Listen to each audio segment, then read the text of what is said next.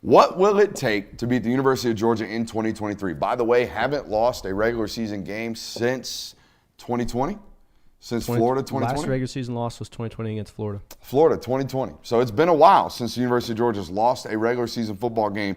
But let's talk about in totality. All right, all of 2023, if Georgia were to go undefeated, here's why, or here's why not, right? Here are the recipes to taking down Georgia. One, I think you have to get pressure on Carson Beck this year, more so than in years past. In years past, I would tell you, hey, I don't necessarily want to flush Stetson Bennett from the pocket. Kind of want to keep him in there, make him stand over everything and make him throw everything out of a complicated pocket, right? A compromised pocket.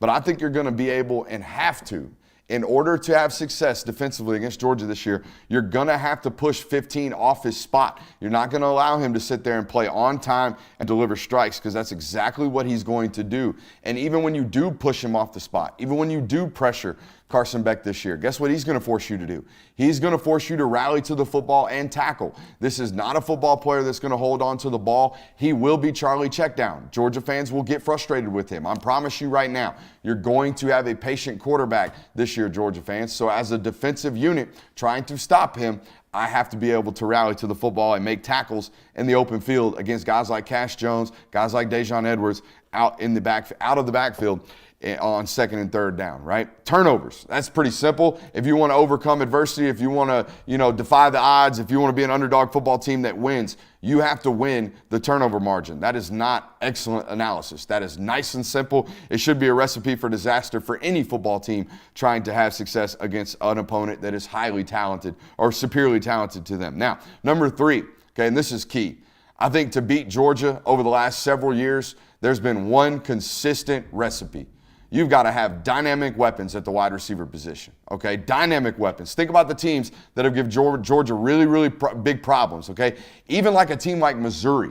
Last year they had Luther Burden and Dominic Lovett, really talented wide receiver weapons. Both of those guys had explosive plays in that football game to move the chains. But if you extend that conversation further to teams that have not only beaten them, but really given them problems, that Alabama matchup, Jamison Williams, Mechie, that gave you issues before one of those guys got hurt, right? That Oklahoma roster in 2017, that one gave you a little bit of problems, right? Obviously, Ohio State and Marvin Harrison last year gave you some problems. Even that LSU offense in the SEC championship game managed to put up points because they had dynamic wide receiver weapons. If you have that, you have a chance against the University of Georgia. And number 4, and this is probably the most important, okay?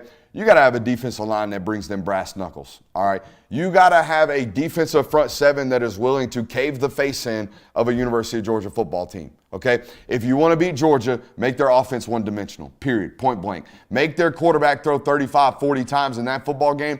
History tells me you will beat the University of Georgia in that situation. Those are my 4 boys recipes for beating the University of Georgia this year. What about you? Yeah, first one I have was turnovers. You just can't give them free possessions. You got to protect the football. And then on the other side, you probably got to have a turnover of your own, if we're being honest. Probably 2. The next one, when you get in the freaking red zone, 3 is not an option. That has to be a touchdown. When you get the golden opportunity to push the field against Georgia's defense, you have to come away with 6 points, because who knows when the next time you're going to get down there is. You have to get a touchdown in that scenario. Along with not turning over the football, you can't give them great field position. You don't have to score every drive, but you can't be giving them the field position at their own 40-yard line or even the 50-yard line. Like, you got to flip field position, play that chess match with them. This may seem like common sense, but especially with this new rule, it really comes into play. In the second half, you got to keep it close. Within at least maybe 10 or fewer points, because if Georgia is able to milk the clock, first downs, the clock keeps running out, they can eat so much clock away so quickly, and they can really keep you from having the football on offense. And then also the last one, you got to find a way to at least limit Brock Bowers. You can't take him away completely. You're not going to be able to do that, but you have to find some type of way where maybe he's not as much of an option as he typically is in that offense. You got to have Kirk Herbstreit on the call going, where is Brock Bowers? Where is Brock Bowers? That's what you got to have, no doubt. It's 3 minutes into the game and he's already doing that. Yeah, where's Brock Bowers? Why hasn't he gotten the ball? He loves asking that question. Sir, we just got the rock. So I had 5, and they're kind of similar to what y'all both said. But the first one I said is make Georgia's offense one-dimensional, and that's primarily by taking away the run, just because their running back room is so banged up. If you can get Carson Beck into third and obvious passing situations, like you said, you can blitz him and get pressure on him because he's not as mobile as Stetson Bennett. We all know that. Next one is establish the run on offense. This is a Georgia D-line where there's more questions than there have ever been in the last years. It's not saying that they're a bad D-line, but you don't have a Jalen Carter. You don't have Jordan Davis and Devontae Wyatt there. So if you can take advantage of that and be able to establish the run and force them to maybe bring another guy down the box, it's just a famous Nolan Smith quote last year where it's we do more with less in reference to we can stop the run with 4 people. If you make them add another guy to the box, that might be an issue for Georgia. You can probably get some shots over the top. And while we're here, you take away their strength. Georgia's strength this year, is, in my opinion, defensively, is their defensive backfield.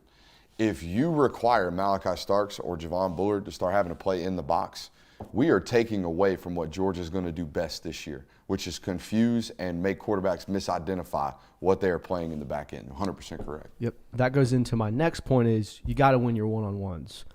The way Kirby Smart's defense is set up is that most of the time if you're a cornerback, you're on an island. So if you're a receiver, you got to win that ball. You got to get that 25-yard catch. And I think you can do that 3 and 4 times a game, set up and get some free points. You get that has to be a thing you have to do. I think last year watching them play, like Georgia Tech even had success moving the football. And the way they did it is what you're talking about. They took slot shots. They just took the slot and said, all right, go run against that star. We'll try to beat him. And then the next possession, it was like, all right, we'll throw a back shoulder fade over Keely Ringo. Just trying to take a chunk, right? We're just trying to get 35 yards because the idea of taking, 5 plays to get 35 yards against this defense, it's not going to happen. But what can happen and what will happen is if, hey, throw it up, 50-50 ball, maybe we get a 45-yard completion. Now all of a sudden we're automatically in field goal range or better, worst case scenario, we've at least flipped field position. It's what I talked about last year when we watched film study. We had a term. Remember, it was downset hut, chuck it up. We created that term last year watching teams play offense against Georgia because it got to a point where they were literally saying downset hut, taking a 3-step drop and just throwing it up. There was no offensive concepts working. It was just, all right, our best bet is to try to win that one-on-one against that corner because we're damn sure not winning this 5-on-6 battle here in the box. Yeah, I think the best example of that was that Kentucky game when they're backed up on their own goal line and Will Levis just throws a go route over Keely Ringo's head, gets mossed. And I think they score on that drive. They got Kamari Lassiter later in that football game too, and it's the only way they've successfully moved the football. Last 2 are get knots, non-offensive touchdowns, find a way to flip the field, steal possessions, things such as that. And the most importantly is have a quarterback that can extend the play. The last 2 games Georgia has lost or been able to lose, you've played Bryce Young, C.J. Stroud. Both times, they're not mobile dual threat quarterbacks by any means, but they were able to make enough happen to where you could find that open. You could find Marvin Harrison running across. You could get Jamison Williams across the field. So I think you have to have a quarterback that can extend the play. It's always been the extenders, not the scramblers, that have given Kirby problems, right? Like even think about that Manziel game back in 2012. He beats him on the road in Alabama. How many of those plays were scramble plays? Felt like all of them. All of them, but they weren't scrambled with his legs. He would extend, and then boom, find somebody, right? It wasn't extend, 40-yard run. That's not what it was. It's not what it has been. And in fact, in years past, the guys that are notoriously scramblers, he has forced those guys out of the box. He has forced them to scramble. Watch Robbie Ashford. We talked about it the other day. Go watch Auburn play Georgia last year. The whole second half, some bitch is running to his right because they tricked him into doing it every single time. Oh, just give him a short edge. Nolan's still playing that game. Nolan, just spike across the tackle's face. The tackle's going to wash you down. That dude's going to think he's got free grass all day long. He's just going to run to it. Watch. Okay, they've done this. They did it to Ian Book at Notre Dame, okay? They would strategically try to force him into thinking he's got green grass. Dude would take off, insert linebacker right there. We're going to show you a little bit of it in the National Hour, how USC's absolutely butchering these types of defensive calls. But nonetheless, they have made these guys, they made a killing off of scramblers. Yeah, I do think the one thing that we kind of need to add is laying out the blueprint to beat Georgia is so easy. Like, you can lay out a blueprint to beat any team. Actually doing it is damn near impossible. See, I don't even think it's that easy to lay it out. I mean, it's easy to say, yeah, they need turnovers. Like, you got to turn them over. Like that's the answer to every upset. Like, you got to have explosive plays. Well, yeah, you got to have explosive plays. Like, it's really not. It's easy to sit here and give the easy cliche answers, but it's hard to search for actual like areas of deficiency that Georgia has, particularly defensively. Like, you're not really going to find it. Yeah, like name me a team that's going to stop Georgia's O-line, be able to run on their D-line, and has a quarterback that can extend plays like that. Oh, by the way, they can also win the turnover battle. LSU. That's it. That's the only one I got. That's it. And I think talent-wise, Georgia's on a completely different level than them. Correct. So, Interesting.